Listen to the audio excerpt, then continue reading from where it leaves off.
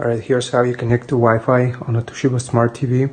So first I'm going to press on the home button, which is this one with the house, and it should take us to this page. Now from here we want to scroll up until we hover, so scroll up and then right until we hover the settings, the cog wheel right here. So if we press on it, then we can go to wireless and networks, and I'm going to press on OK. So from here you can use either a wired connection or Wi-Fi or Bluetooth, but I'm going to do Wi-Fi, so I'm gonna press OK again.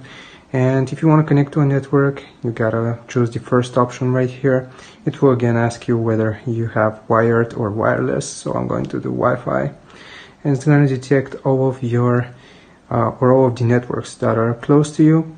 So you just gotta choose one. You click on OK and it will ask you for the password, and then you can connect to the network. So that's how you connect to Wi-Fi on a Toshiba Smart TV. Hope this helps. Don't forget to like and sub, and I'll see you next time.